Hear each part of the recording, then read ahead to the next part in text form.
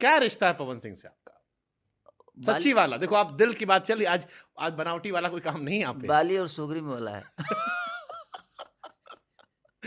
देखिए एक्चुअली है क्या, बताता हूँ आपको।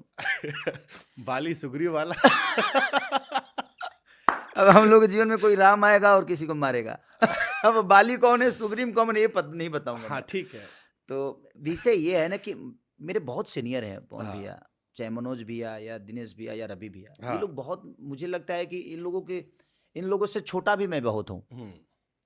दिनेश भैया से भी छोटा हूँ, पवन भैया से भी, क्योंकि 2007 या 5 में पवन भैया आ गए थे इंडस्ट्री में, और उससे बहुत पहले से उगाते भी हैं और कमाल के सिंगर हैं, नो डाउट। मैं उनका फ़ैन हूँ और मुझे लगता है कि पूरी भोजपुरी समाज फ़ैन है उस आदमी की गायकी की। हमारे यहाँ के रफ़ी हैं और मुझे बहुत प्यारे, उनकी आवाज़ बहुत, लेकिन व्यक्तिगत तौर पे मैं उनका कंपटीटर हूँ, ये मुझे